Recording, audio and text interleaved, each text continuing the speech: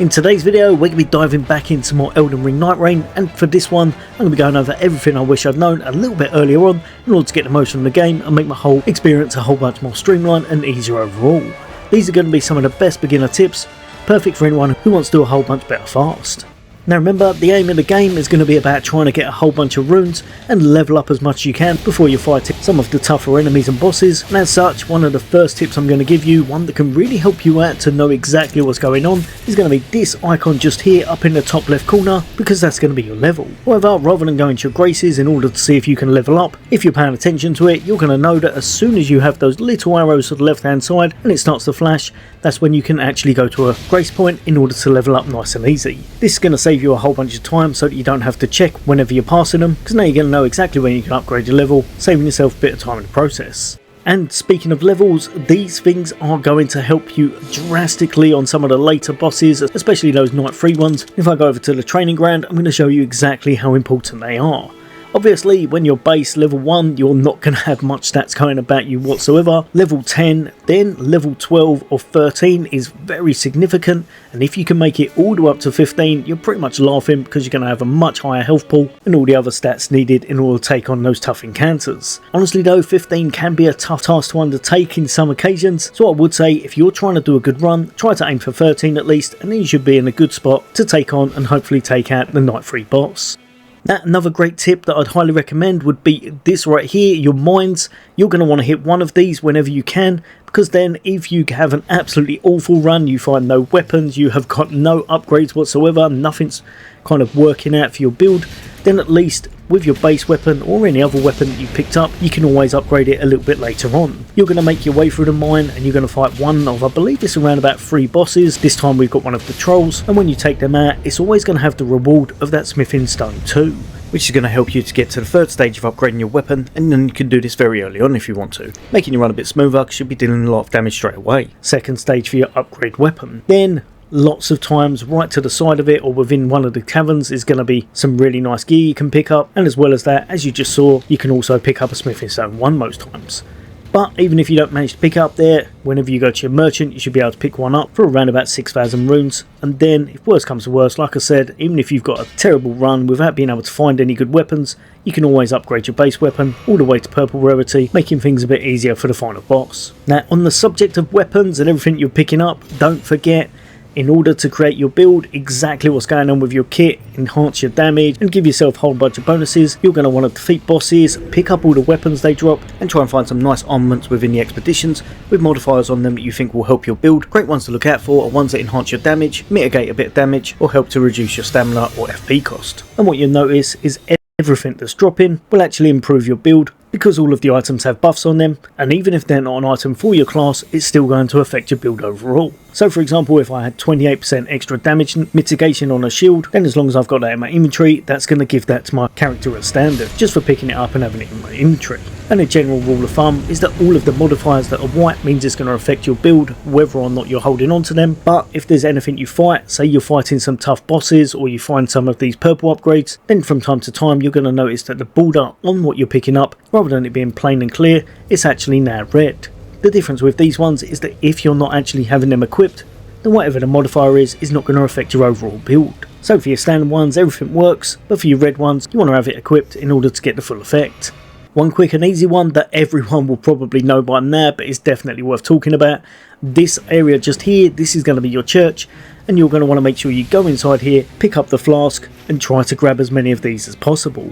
A lot of people I see going to all of them on day 1. Don't worry about that, you don't want to spend too much time running back and forth, but grabbing 1 or 2 can definitely be helpful in order to make your life a bit easier later on when you're tackling some of the tougher enemies. What you want to do is plan your route so that you can pick up as many of these as possible without spending too much time running between them, so that when you're tackling the end boss, hopefully you have around about 7 of them, giving you a whole bunch of healing, making your life much easier, just in case the encounter's a little bit trickier than you'd hoped. Next up, and we're going to be talking about great churches. These are one of my favourite areas in the game. I really like to go here whenever possible, and they work hand in hand with something else we'll be talking about afterwards. You're going to be running into here, you're going to make sure you take out the boss, which is going to be great because it's going to give you a whole bunch of runes followed by an upgrade as well. But one of the best things about this is that when you do go here, there's a very high chance of grabbing yourself a stone sword key. Most times it's going to be right behind the kind of rectangular pillar that's on the floor area, so you're just going to go behind, open up the chest and pick that up from there. But if you can't find it there, the other area it can spawn is when you go up the scaffold, make your way all the way round up to the top area, and there'll be another chest ready for you to open where it should drop from here. I found this works about 95% of the time, so most times it's well worth checking out.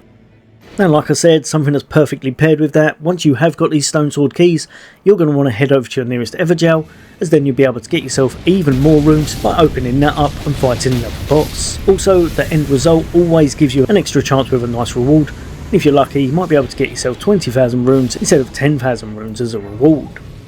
Another great thing, if you can manage to get hold of a good one of these, because they do seem quite rare, some of the relics within the game can have some really nice modifiers on them that can help you to take advantage of these Everjails, such as this one gives you an attack power boost whenever you're defeating an Everjail prisoner. After a bit of testing, I think it worked out to around about 5% increase each time, but sometimes you can have up to about 7 on a map, so if you had a nice setup and a few people running keys as well, this could be absolutely fantastic and would be one of the biggest buffs to your damage in the game, but only if you get it on relic. They actually have some good modifiers on them already for your build.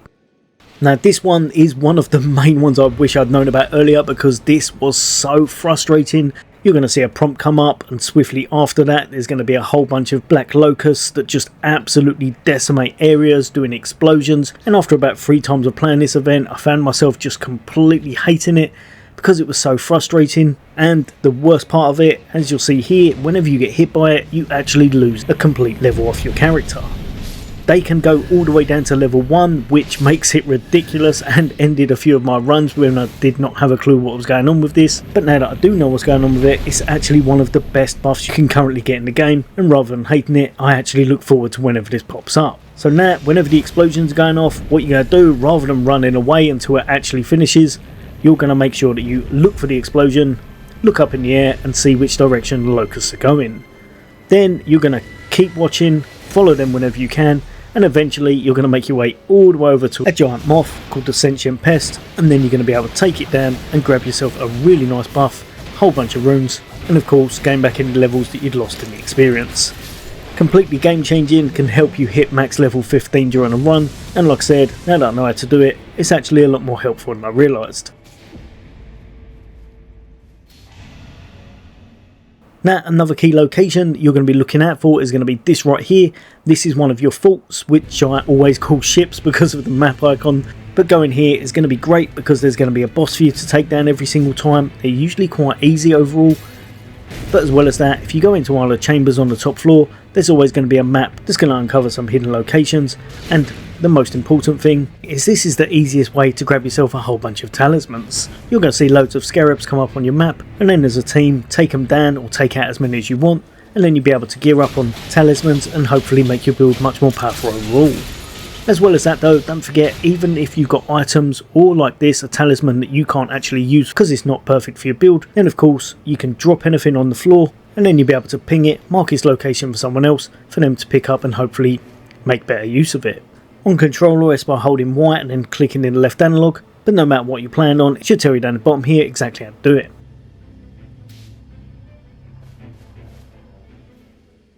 Now, another thing you want to look out for is going to be any way to increase your runes, and some good ways that's very easy will be to look out for golden pickled foul feet, as these are dotted around quite nicely, and most of the time you're going to get them from destroying these crates right here. I often find these in churches, so don't overlook the crates either side of them, as this can be a really handy upgrade, giving you 10% increased rune increase. Another place to look though is going to be whenever you're bopping around and you manage to find a kind of golden glowing tree. Probably one of the easiest places to remember is going to be right by the central castle, down at the very bottom of it. There's a few dotted around there, but they are also located in quite a few other places.